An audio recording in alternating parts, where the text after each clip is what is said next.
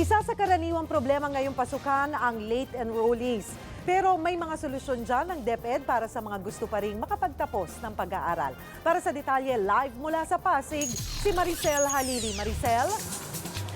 Cheryl, mga tanong nga tungkol sa requirements sa enrollment at mga transferees ang kadalasan na dumadating na tawag dito sa Command Center ng Department of Education. Bukod dyan, meron ding mga ilang tanong tungkol sa late enrollees. Pero hindi naman ito pinoproblema ng Parañaque National High School lalo na't meron silang alternatibong pag-aaral na inaalok sa mga may edad na at mga may trabaho.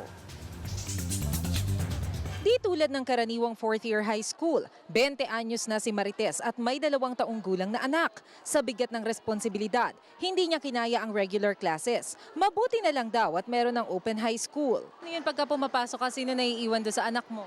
Minsan po sinasama ko po siya kasi wala po nag-aalaga. Pwede rin naman po yung kasi po yung iba pong estudyante na katulad kong open high school, kasama rin po nila yung anak ko. Si David naman, kumakayod sa maghapon para pangkain ng pamilya, kaya hindi kinaya ang araw-araw na pasok sa eskwela. Para lang makatapos sa pag-aral, ma'am. Tsaka mapag-ano ako ng magandang buhay. Sa Alternative Learning Program, may mga reading materials at workbook na ibinibigay sa mga estudyante, kaya pwedeng sa bahay na lamang mag-aral. Bukod dito, isang beses sa isang linggo lang nila kailangan pumasok sa eskwela para talakayin ang mga leksyon.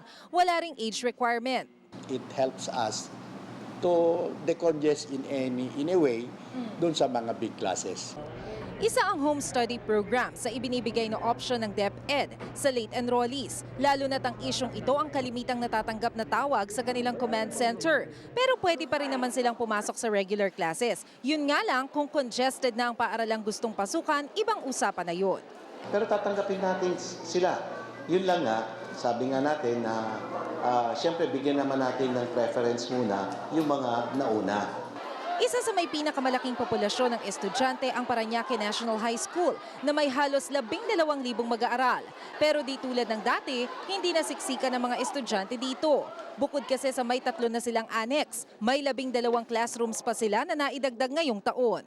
Yung mga ginagamit namin, mga ancillary rooms, mga offices, kinonvert ko talaga ito ng classroom. Kanya-kanyang linis din ang mga estudyante ng silid-aralan. Ang sakit lang ng ulo nila, ang mga sirang electric fan. Na-encounter lang po namin problem dito sa school. Yung mainit po talaga siya kahit po magpaypay ka. Nagpakalat din ng mga pulis sa paligid ng eskwelahan para masigurong iwas disgrasya ang mga estudyante. Cheryl, kumpara nga noong nakaraang taon ay mas kakaunti daw yung natatanggap na tawag ngayon ng command center ng DepEd. Ngayon daw kasi nasa 291 pa lamang yung natatanggap nila na tawag mula nang magbukas sila noong May 27. Kumpara naman sa higit 2,000 noong nakaraang taon. Pero bukod sa tawag, pwede rin po kayong mag-email kung meron kayang katanungan sa action@deped.gov.ph o di po kaya ay mag-fax sa 638-8641. Cheryl, ang command center nga ng DepEd ay bukas mula alas 7 ng umaga hanggang alas 6 ng gabi at tatagal po yan hanggang sa June 7, araw ng Biyernes. Cheryl? Maraming salamat, Maricel Halili, nagulat live mula sa Pasig. Be sure to come back. News 5 everywhere. Copyright 2013.